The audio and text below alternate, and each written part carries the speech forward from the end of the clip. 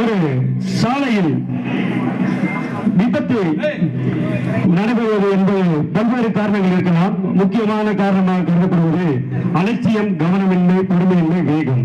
தற்போது நம் முன்னே சாலை விதிகளை மதிக்காமல் இருசக்கர வாகனத்தில் தலைக்கவசம் அணியாமலும் 3 நபர்கள் அபாயகரமாக பயணித்து வருகிறார்கள்.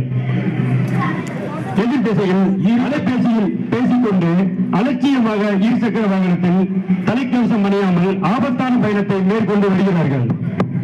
மற்றொரு முறையில் போக்குவரத்து சிக்கல்களை மதிக்காமலும் பாதசாரி ஒருவர் அலைபேசியில் ஆவேசமாக பேசிக்கொண்டு அஜாக்கிரதையாக சாலையை கடக்க எத்தனித்துள்ளார்.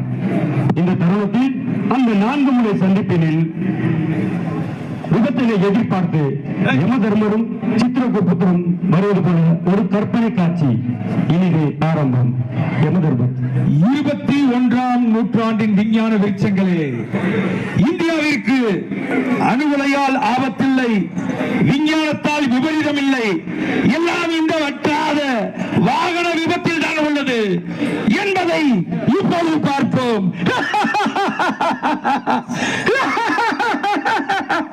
சித்திரகுப்தா, சொல்லுங்க பிரபு. வாயா. தமிழ்நாட்டுல மதுரையில நமக்கு ஒரு வாரம் காணோம். என்னன்னு பார்த்து சொல்லு. பாக்குறேன் சார். நல்லா கணக்க பாருயா. இப்போ நமக்கு குத்து கொத்தா கிடைக்க போகுது. எப்படி பிரபு? இப்போ எனக்கு ரைட் சைடுல ஒரு 3 பேரு பைக்ல ஏறிக்கிட்டு ஹெல்மெட் போடாம போற பறைய பாரு. வர்றாங்களா? ஆமா பிரபு. இப்ப பாரு, இடது பக்கத்துல செல்போன் பேசிக்கிட்டு ஹெல்மெட் போடாம 2 பேர் வர்றாங்களா?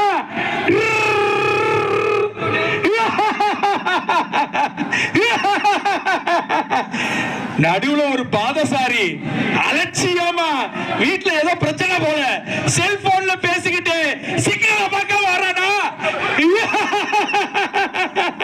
இப்போ இப்போ சிக்னலை யாரும் பார்க்கல, மதிக்கல, மோதப்பறாய் பாரு. மதிட்டான் மதிட்டான் மதிட்டான். எப்படி மோதிட்டான் பிரபு. பைக்ல ஹெல்மெட் போடாம என்ன அவசரம்?